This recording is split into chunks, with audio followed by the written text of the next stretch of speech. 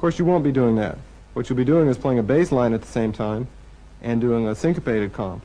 So let's look at the different aspects of that, and then we'll combine them. We're now talking about three parts, by the way. We're talking about the bass, talking about the chords, and we're talking about the backbeat or the percussion. So rather than try to put all three together at the same time, it makes more sense, in line with what I was saying before, to simplify. Take two parts, work it out for the two parts, and then see if we can get the third part in there. Okay. With respect to the bass is happening on every beat. And unfortunately, the comp has to happen at the same time, or unfortunately, the percussion has to happen at the same time as the bass.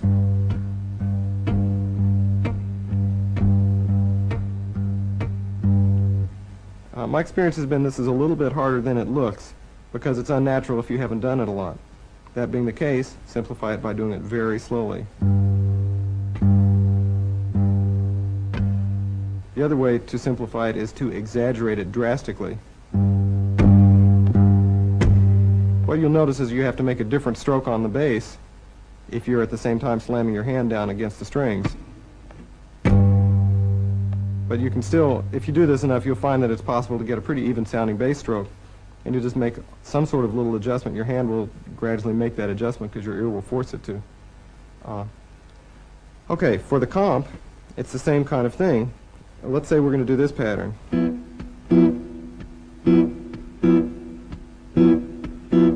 This pattern is a forgiving one because you don't have to comp and do the backbeat at the same time. You can do the comp followed by the backbeat and then the next stroke. So it's 1, 2, 3, 4.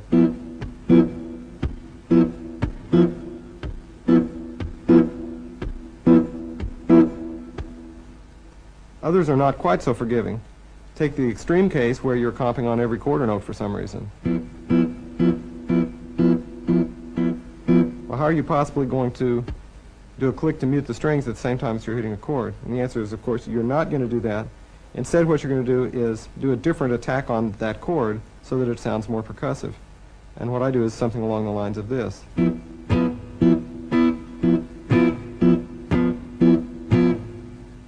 Where the percussive stroke is a downstroke with an open hand. To heighten the percussive effect, I actually do this with my fingers too, a little bit. So instead of just this, it's this. It's both a stroke and an opening and closing of the hand at the same time. So now you've got all the parts grouped in twos. Bass and chords, which we've done before, the bass and percussion, and the percussion and the chords. Now you want to put them all together.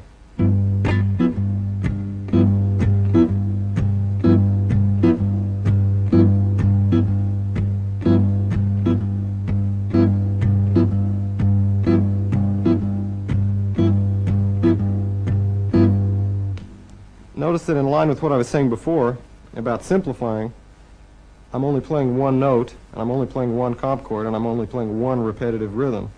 Later, of course, you want to introduce the other notes, work out the chord changes, and get some kind of flexibility in your comping patterns. So what I'm suggesting is that you think of each of these three parts as a separate one, and then work on ways of combining two of them until you get that, and then you'll have to slow it down again and work on a way of getting all three of them to happen at the same time.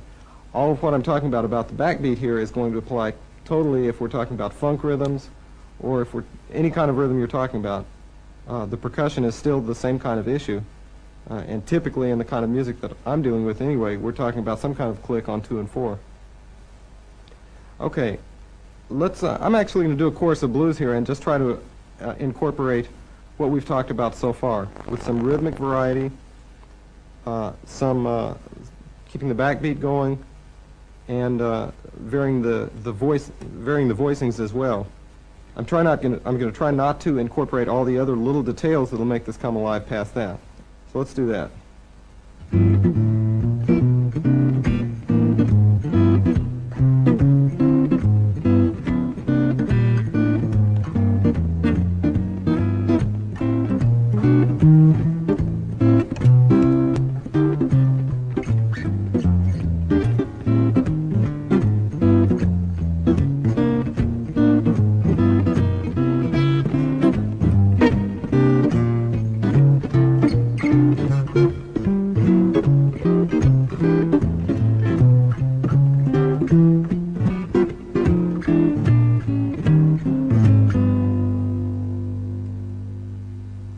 So you can get something really reminds you of music out of just a few little things like this by putting it together.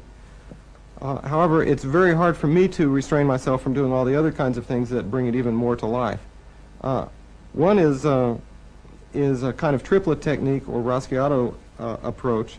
The great guitarist Buddy Fite used this actually way better than I do. I admire his use of this a great deal. I do it as a kind of loose stroke to create a triplet feel. And let me demonstrate it first and talk about it.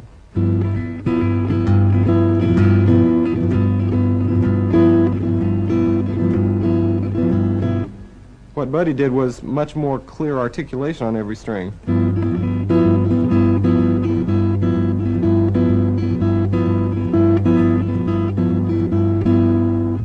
So if you incorporate that into the song, it brings all kinds of extra rhythmic life into it.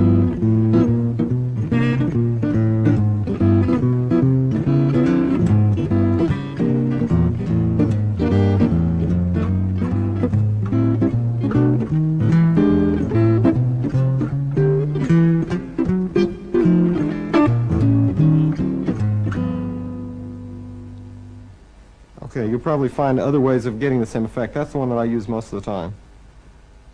The other one is various kinds of triplet rhythms in the comping. Especially on turnarounds is a good place to do this. And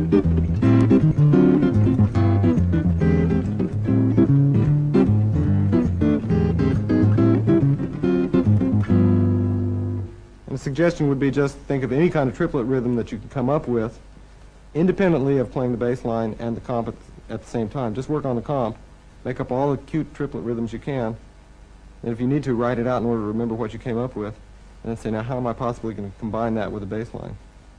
Well, there's a handful of other techniques that I should probably mention here, little details that bring this thing more and more alive, and what I've found is that it becomes a kind of exercise until you finally get everything in there. Once everything's in there, for me at least, it becomes one of the most fascinating things you can do on the guitar, because it's just endlessly challenging, and it's as rich as music can get just out of one instrument. So let me illustrate some of those other ones briefly. One is doing pull-offs in the bass. This is a standard technique you see bass players, upright bass players use. Instead of, you get this.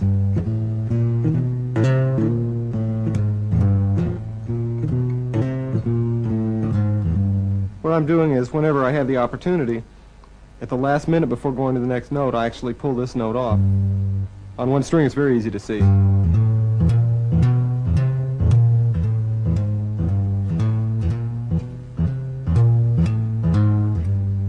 And you don't quite hear that low E note.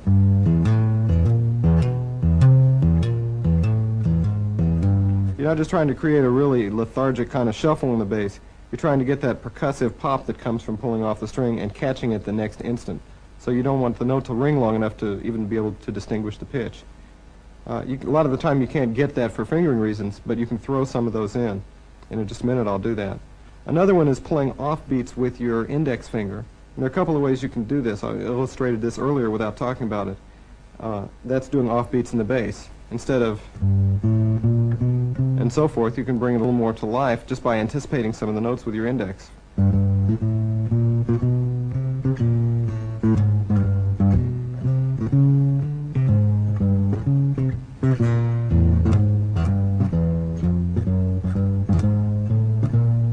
Gives it much more of a sense of life there.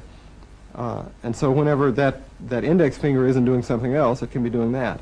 The other thing it can also be doing is the same thing, only on the bottom of the chord. You